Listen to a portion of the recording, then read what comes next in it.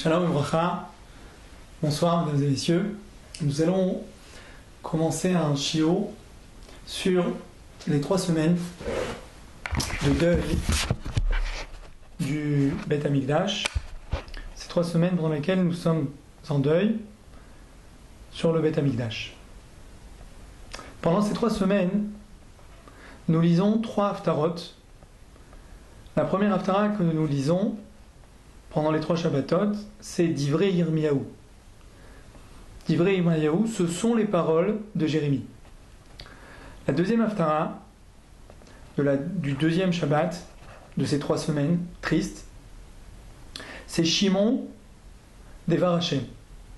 Écoutez la parole de Dieu. La 3e semaine, c'est le Shabbat qui précède Tisha B'Av. Nous lisons la haftara de Chazon. Chazon Ishayahu ben Amoz, c'est la vision de Ishayahu, le fils de Amoz. Ces 3 haftarot viennent nous enseigner 3 principes de la vie fondamentaux. La première chose, le premier principe, est que la première haftara d'Ivrei Yirmiyahu, Rabbi Yonatan Eibishitz explique que pendant ces 3 semaines, nous avons l'obligation de réparer les fautes de la parole. Divrei Yirmiyahu, les paroles de Jérémie, ça vient nous allusionner de réparer la parole. Il faut savoir que chaque parole est prise en compte dans les cieux. Le Nefesh HaChaim dit que par la parole, l'homme crée des mondes supérieurs et crée son Olam Haba. Kol Israël yesh lahem chelek la Olam Haba. Chaque juif a une part la Olam Haba, au Olam Haba, et non ba Olam Haba, dans le Olam Haba. Au Olam Haba, parce que c'est son Olam, c'est son monde qu'il a créé. Chaque homme crée un monde. Mais comment je crée un monde? Comment chaque personne crée son monde? Par l'intermédiaire de la Torah. Chaque mot de Torah que je dis, chaque bonne parole que j'exprime, cela permet de créer un monde dans les cieux. On voit ici l'importance des paroles.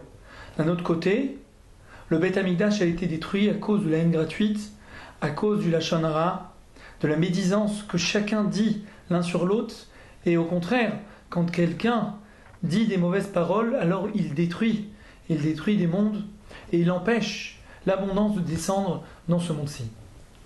La deuxième haftara vient nous dire Shimon Devar Hashem, chacun d'entre nous doit s'efforcer de réparer l'audition, l'entente de bonnes paroles. Chaque personne doit s'efforcer d'écouter son prochain, d'écouter quelqu'un quand il a un problème, et faire attention surtout de ne pas écouter de la Lachon Hara, de ne pas écouter d'hypocrisie, de ne pas écouter de mensonges et de toutes paroles qui sont interdites. Au contraire, chacun d'entre nous doit s'efforcer tout le temps d'écouter des paroles de Torah, de s'enrichir. Car il faut savoir que l'homme a des ptachim, comme on pourrait dire, des portes, qui permettent au Yetzer Hara de rentrer en lui. Une de ces 3 portes, c'est la bouche. La deuxième porte, c'est l'oreille, c'est l'audition. 3e porte, c'est la vue, c'est quand on le voit. La 3e porte qu'on va aborder maintenant est ce fait de voir. Quand on voit la Torah, quand on voit les choses, alors les choses, elles font partie intégrante de nous-mêmes. En fait, quand je vois quelque chose, je vois un objet, prenons un exemple, je me balade dans la rue et je vois une voiture, la vue fait que cette voiture est enregistrée automatiquement dans ma mémoire. Quand elle s'enregistre dans ma mémoire, je commence à y penser. Je me dis, pourquoi j'aurais pas une voiture comme celle-ci? Moi aussi j'aimerais bien avoir une voiture. Et alors ça crée en moi des retsonotes, ça crée en moi des volontés. Maintenant j'ai envie de telle chose, j'ai envie d'une voiture, j'ai envie de cette maison. Parfois ces choses-là sont interdites, car je convoite dans mon cœur quelque chose qui ne m'appartient pas. De ce fait, chacun d'entre nous doit s'efforcer d'utiliser la vue à bon escient, d'utiliser la vue pour voir tout le temps des mots de Torah, pour voir tout le temps des bonnes choses, voir la nature, voir le ciel. C'est où marom enechem ou mi bara ele. Levez vos yeux et regardez qui a créé toute cette beauté de création. Quand on voit comment Akadosh Baruch Hu, il a créé son monde, chaque instant, quand on peut voir les montagnes, on peut voir les forêts, on peut voir chaque chose crée en nous une foi encore plus grande en Dieu. Quand quelqu'un veut renforcer sa croyance en Dieu, il suffit qu'elle voit la nature, qu'elle voit chaque chose, elle voit comment un bébé est créé, qu'elle voit comment Akadosh Baruch Hu, il fait voir le soleil tous les jours, le faire éclairer son monde. Quand on voit ces choses-là, ça fait que renforcer notre foi en Dieu. De la même façon, quand on étudie la Torah, qu'on voit la grandeur de la Torah, alors ce sont des choses qui renforcent sans arrêt la Emouna et nous fait voir dans notre mémoire, dans notre cerveau, nous fait voir des pensées envers Dieu sans s'arrêter, sans arrêt, la personne arrive à penser. D'un autre côté, lorsqu'une personne voit des mauvaises choses, voit tout ce qui ne lui appartient pas, quand elle voit des femmes qui ne lui appartiennent pas, elle voit des choses, toutes sortes de visions, que ce soit aujourd'hui dans les médias, que ce soit sur Internet, que ce soit dans la rue, que ce soit à chaque coin de notre vie. Quand on voit des choses qui ne nous appartiennent pas, alors tout d'un coup, on arrive au kilkul de la riya. On abîme notre vue. Et en fait, on est en train d'abîmer notre cerveau. Tout le cerveau que Kadosh Baruch Hu nous a créé, il nous l'a créé pour qu'on pense sans arrêt à lui. En réalité, la Torah nous ordonne, ou botidbak, tu dois être attaché à Kadosh Baruch Hu. Comment on s'attache à Hachem? Hachem Zarakol, c'est un feu ardent. Comment on peut s'attacher à lui? Mais si en fait on essaie de penser à Kadosh Baruch Hu, que chaque instant on pense à sa Torah, on pense à lui, on pense à chaque chose, comment je pourrais faire plaisir à Hachem? Comme les élèves du Baal Shem Tov, ils avaient demandé un jour, au Baal Shem Tov, Maître, pourquoi tu prends tout le temps avec toi que ta fille? Pourquoi tu ne nous prends pas à nous? Nous, on est tes élèves, on étudie la Torah avec toi, on apprend de tous tes drachim, de tous tes chemins, de tous tes comportements. Comment tu prends ta fille avec toi et pas nous? Il leur a dit, vous savez, ma fille, c'est une grande, grande femme. C'est une dame qui a des forces en Torah qui sont très, très grandes. Pourquoi cela? Pourquoi je dis ça? Parce que toute sa volonté, c'est quoi? Comment je pourrais encore faire plus de Nachat Ruach HaKadosh Baruch Hu? Comment je pourrais encore plus amener de satisfaction à Hachem? C'est ça notre but sur Terre, d'amener la satisfaction à Hachem. Chaque instant, il faut penser comment je pourrais plus amener de satisfaction à Hachem. Pour amener de la satisfaction à Hachem, pour cela, il faut que je rentre dans mon moire, dans mes pensées, dans mon cerveau, un bon tochen. Il faut que je rentre un bon contenu. Il faut que le contenu de mon moire, il soit bien. Maintenant, pour pouvoir rentrer du contenu, il faut savoir, comme je dis, que tout ce que je vois, tout ce que je photographie avec mes yeux, les yeux, ça racole. Si on réfléchit, les yeux, c'est un appareil photo. Je suis en train de photographier. Chaque chose que je vois, je photographie. Encore une photo. Chaque photo, elle rentre dans mon cerveau. Elle devient la propriété de mon cerveau. Maintenant, pour pouvoir essayer de l'enlever, c'est presque mission impossible. Il va falloir que je prie Hachem de toutes mes forces pour que Hachem enlève les mauvaises photos que j'ai dans mon cerveau. Barriga que j'ai photographié, je commence à penser. Quand je commence à penser, je crée des retsonotes, je crée des volontés. Ces volontés-là, elles sont en réalité la conséquence de mes pensées. Donc si j'ai des bonnes pensées, je vais avoir des bonnes volontés. Si j'ai des mauvaises pensées, j'aurai des mauvaises volontés. Et alors tout de suite, dès que je photographie des mauvaises choses, tout de suite, qu'est-ce qui se passe? Je commence à avoir des volontés. Ah, tiens, j'aimerais bien, il a une belle femme, cet ami-là. J'aimerais bien avoir la même femme. J'ai rien pensé à ça. Ras Shalom, j'ai rien fait. J'ai pas fait d'acte, mais j'ai rien pensé. J'ai transgressé un interdit de la Torah. Un des 10 commandements, l'otachmod et teshetrecha. Tu ne convoiteras pas la femme de ton prochain. Vous vous rendez compte? Chaque instant, en réalité, si j'ai regardé, je peux arriver à penser, à convoiter. Et pourtant, on pourrait dire, moi, ça me fait rien du tout, moi, je convoite pas, moi, je pense pas. Pourtant, la Torah nous dit l'inverse. Qu'est-ce qu'on peut dire? Aïn ro'a velev chomed. L'œil voit et le cœur convoite. Qu'est-ce qu'on peut faire? La Torah nous dit que c'est un axiome, c'est comme ça que ça se passe. Kadosh Baruch Hu qui nous a créés, il sait que quand l'œil voit, même si on peut essayer de se mentir à soi-même, moi ça me fait rien du tout, il faut savoir que Hachem ici c'est quoi la vérité.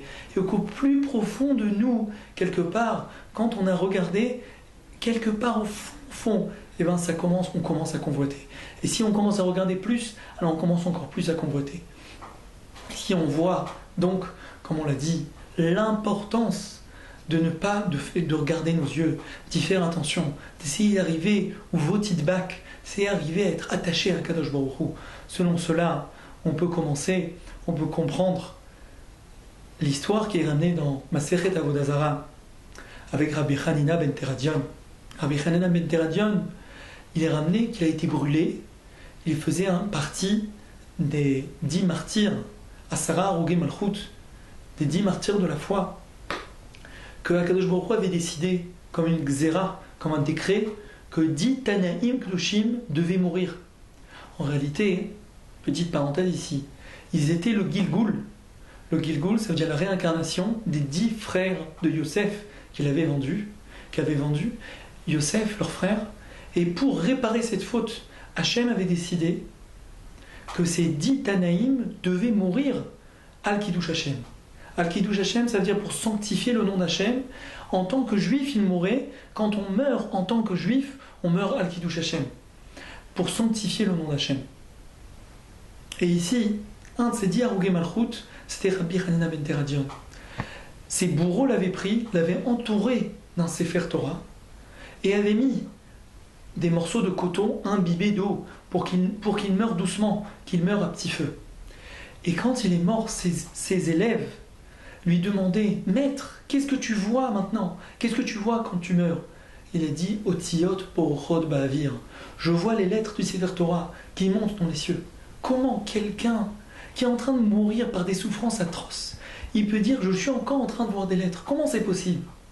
Selon ce qu'on vient d'expliquer, c'est très compréhensible. Rabbi Hanina ben Teradion, toute sa vie, il n'a vu qu'une seule chose, que de la Torah. Toute sa vie, c'était quoi? Des lettres. Il voyait que de la Torah, que de la Kedusha. Où il voyait la nature, où il voyait Akadosh Baruch Hu, où il voyait des lettres. Au moment de mourir, il a continué à voir des lettres. Il voyait Hachem, il voyait les lettres de la Torah. Les lettres de la Torah, la Torah et Hachem, c'est un seul. C'est une seule chose. Il voyait Hachem et il voyait la Torah. Quand on est imbibé de Torah complètement, alors finalement, quand on lève les yeux, on voit que de la Torah. Que de la Torah. Même dans les moments les plus difficiles, on voit la Torah, on voit les yeux, on se sent élevé, on sent l'élèvement envers Akadosh Baruch Hu. On raconte sur le Chosé Miloublin.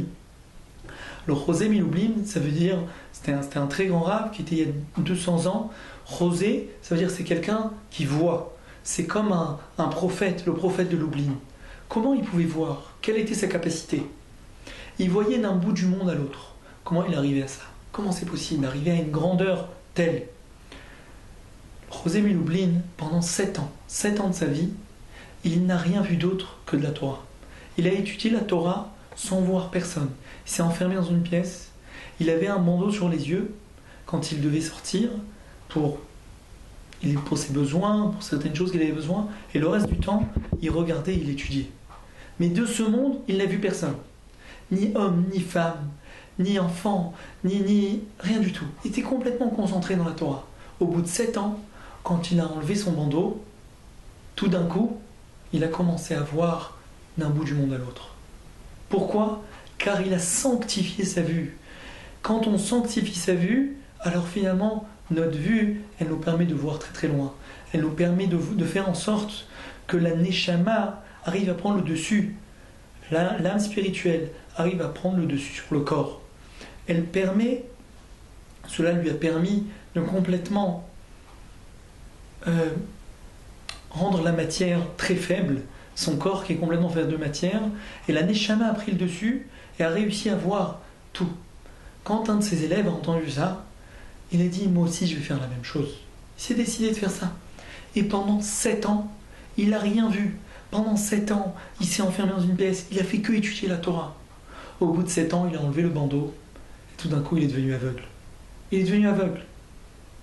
Alors, quand il a eu cette punition, en quelque sorte, il a demandé à son maître, José Miloublin, comment, toi, Rav, t'as réussi à devenir tellement grand, à voir du bout d'un monde à l'autre, et moi, au contraire, ça m'a complètement... J'ai été puni. Comment c'est possible? Le maître lui a expliqué, le José Miloublin, il lui a dit, tu sais, je vais t'expliquer. Moi, mon but, quand j'ai fermé mes yeux, c'était d'essayer de voir Akadosh Baruch Hu, de me consacrer complètement, de me sanctifier complètement.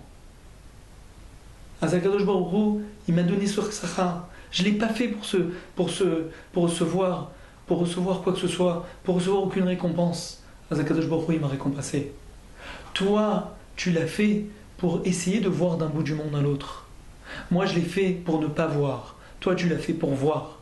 Tu as essayé de voir d'un bout du monde à l'autre. Akadosh Baruch Hu, il t'a enlevé la vue. Moi, je l'ai fait pour essayer de ne pas voir ce monde-ci. Akadosh Baruch Hu, il m'a donné la possibilité de voir au-dessus du monde. De voir Mea la Teva, au-dessus de la nature. Tu comprends? Tout le but, c'est essayer de se rapprocher d'Hachem. C'est pas d'essayer de faire des miracles. Si tu essaies de faire des miracles, alors ça, tu n'y arriveras pas. Hachem, il ne te donnera pas la capacité. Mais si tu essaies de te rapprocher d'Akadosh Baruch Hu, essayer de te sanctifier, Akadosh Baruch Hu te sanctifiera et il te donnera cette force d'essayer de voir au-dessus de ce monde-ci. D'essayer d'essayer de l'édaquer et tachomer. D'accord? D'essayer de faire en sorte que notre matière, finalement, soit beaucoup moins forte et que la spiritualité prenne la force sur la matière, prenne le dessus sur la matérialité. Tout notre but, c'est d'arriver à faire en sorte que la spiritualité prenne le dessus sur la matérialité. C'est ça notre but dans ce monde-ci. Donc, comme on l'a dit, on vient pendant ces 3 semaines essayer de renforcer ces 3 sens. Le premier de ces 3 sens, on a dit, c'est la parole. Le deuxième, c'est l'ouïe. Et le troisième sens, c'est donc la vue, essayer de sanctifier notre vue. Reb Shimshon Meostropoli nous enseigne que ces 3 membres de notre corps sont en réalité très dépendants de notre vie. Notre vie est dépendante de ces 3 membres, en fait. Ils sont très importants, ces 3 membres. On le voit dans la Torah, puisque la parole est marquée qu'au moment où Akadosh Baruch Hu, il a créé l'homme, marqué Vayi Adam le Nefesh Chaya, le Targum Onkelos, l'homme est devenu une âme vivante. La traduction de Onkelos, c'est les Ruach Memalela. Un homme qui parle. C'est homme pour être vivant. On n'est pas comme des animaux, les animaux sont aussi vivants. Mais nous, notre force, c'est que nous parlons, parce qu'on a la capacité de la parole. La parole, c'est ce qui fait l'homme. La seule différence entre l'animal et l'homme, c'est que l'homme, il a la capacité de parler, de communiquer avec les autres. Et donc, si l'homme, il utilise la parole à bon escient, alors il est homme, il est Adam. Mais si Chaz Shalom, il ne parle pas ou il l'utilise à mauvais escient, alors il est pire qu'un animal. Parce que l'animal, au moins, il ne parle pas, ou on ne comprend pas ce qu'il parle. Mais l'homme, si jamais il l'utilise à mauvais escient, il est pire que l'animal qui ne parle pas, parce que l'animal ne fait pas de mal quand il ne parle pas. Mais l'homme, quand il ne parle pas, quand il parle mal, Chaz Shalom, il détruit des mondes. Il détruit les mondes supérieurs. Et il fait du mal même dans ce monde-ci. Parce que Zachakol, quand on dit du Lachon Hara, quand on dit de la médisance, si on se rend compte, on fait beaucoup de mal à autrui. On fait beaucoup de mal à autrui. De nombreuses fois, quand on dit du Lachon Hara et qu'on commence à parler, même sur tel magasin, tu sais, tel magasin, il est très très cher. Ne va pas dans ce magasin. On ne se rend pas compte, on a dit du Lachon Hara. On est en train de dire de faire perdre la parnassa à un autre magasin. Si c'est un juif, alors on est en train de renseigner une avéra. Il faut faire attention à la parole. Quant à l'ouïe, on voit que ça fait dépendre. Donc c'est un des membres dont l'homme est très dépendant et qui fait dépendre sa vie. La Gemara dit que si Chercho noten lo dmekulo, Kavana, que veut dire la Gemara par cela? Elle veut dire que si jamais un homme rend son ami sourd, alors elle doit lui payer la valeur de tout son être. Comme si qu'elle l'avait, Kivyachol, tué complètement. Comme si qu'elle l'avait complètement annulé de ce monde-ci. Car s'il n'entend pas, il ne vaut plus rien. Il est connu que Cheresh, Shoté, Vekatan, 3 personnes sont complètement exemptées des mitzvot. Le Cheresh, le sourd, le Shoté, celui qui est fou, et l'enfant. Ces 3 personnes-là sont complètement exemptées des mitzvot. Pourquoi? Car elles ne sont pas proches de ce monde-ci, elles ne peuvent pas, elles ne comprennent pas. Donc on voit ici, quand quelqu'un est devenu sourd, elle a perdu toute son essence d'homme. La 3e chose, c'est la vision. Il y a marqué dans la Gemara que 3 personnes sont considérées. 3 personnes sont considérées comme morts. Ani, Metzora, Vesuma. Ani, le pauvre, il est considéré comme un mort.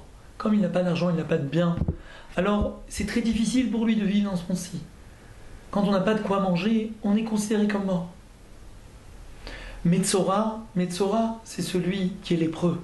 Comme il y a la lèpre, il est tellement avec des maux et avec sa peau qui est complètement abîmée et qui souffre tellement, on considère comme mort. Souma, celui qui ne voit pas dans ce monde-ci, il ne voit rien.